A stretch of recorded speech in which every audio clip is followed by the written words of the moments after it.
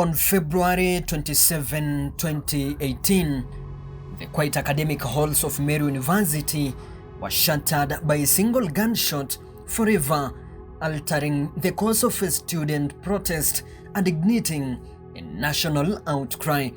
It was a day when a student leader, Evans Njoroge, would become a martyr and a crime would be committed in a broad daylight. The strike was not an act of spontaneous defiance. It was the culmination of a long simmering frustrations. The students had a clear list of demands, a reduction in what they called illegal school fees hikes. He died fighting for justice. All he wanted is for the fees to be reduced. A call for improved services. All he wanted is clean water in the institution. All he wanted is for the students to get what they are paying for. He didn't deserve to die that way. And the immediate removal of their Vice-Chancellor, Professor Japhet Magambo. We have not been informed officially by police that one died. How they died or how he died, we don't know. But on this day, the protest took a dark turn. But we're here today to say that the policeman especially who pulled the trigger and killed the students should be apprehended and prosecuted because he actually murdered that child.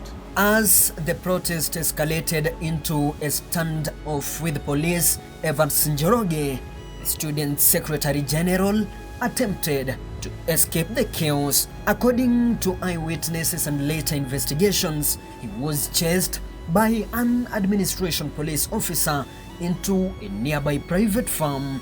What happened next, according to his sisters and multiple reports, was a cold-blooded execution in a quiet garden. The police officer, later identified as Leki Maina, allegedly told Evans to kneel. He then placed a pistol to the back of Evans' head and pulled the trigger. Huyu kijana mwanafunzi alikuwa hapa tu kwa hiyo mti. Akamzudi akiwa hapo na akarudi na njia hiyo nyingine. Evans Njoroge, a human rights activist and a young man with a passion for justice, was killed at point blank range. The crime sent a wave of shock and outrage across the nation. At his burial in Longonot, Nakuru County, the grief was palpable. You are there, you did it. You are there watching us on media. Our tears will not go to waste. We can't allow brutal killing during the day. Mchana, you shoot the head where the brain is, and you don't have that brain. His father, Peter Gadhuri, spoke of his broken hopes, mourning the loss of his only son. Nataka kusema sisi kama familia tulikasirika, tukashindwa tutauliza nani swali, lakini Mungu atatulipishia. While his mother demanded justice for the brutal killing. Nataka tu mtoto wangu apate haki na apate kutetewa, na ili ule mkono uliohusika ni kwa sababu ya kifo chake, mkono wa sheria ufate kufuata na hata. It was a community united in grief and a shared demand for accountability. In the wake of the tragedy, government was forced to act. Education Cabinet Secretary Amina Mohammed announced a team to investigate the matter and less than a week later sent Vice-Chancellor Professor Japhet Magambo on a terminal leave. To allow Professor Magambo to proceed on leave pending the expiry of his contract in June of 2018. It's something that he himself had also. The Independent Policing and Oversight Authority (IPOA) also launched its own investigation, concluding that Evans Njoroge was murdered in cold blood. Even when you have strikes, it does not give you a reason to shoot someone in cold blood.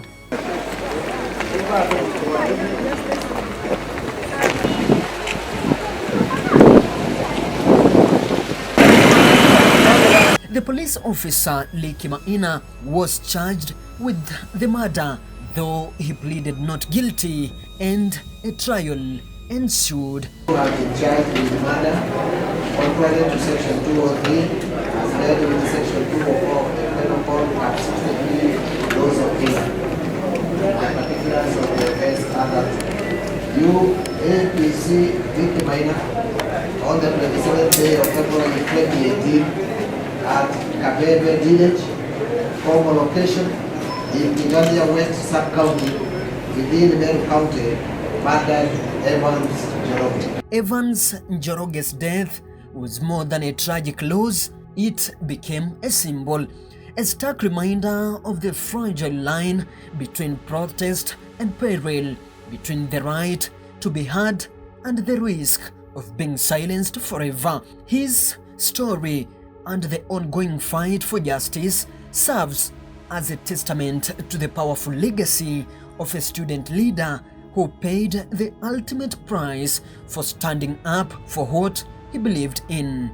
To ensure that justice is done, there must be security in our universities, because that's where we have the cream of the society.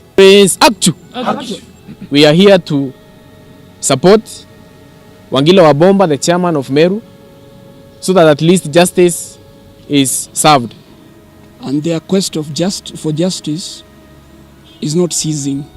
They want justice for their son, they want justice for their brother, and most importantly, they want the truth to come out. Hapa kotini kufuatilia na kuona kwamba lile jambo lilitokea kwa sababu ya kijana wetu limepata mwangaza, kwa sababu tumekuwa katika giza, lakini tunaamini Mungu kwamba kuna jambo litatendeka. It is stronger than the power of a bullet and police combined. Comrades, he who is capable of bargaining the price of an underwear is capable of walking naked. We are not bargaining, neither begging justice for Njoroge.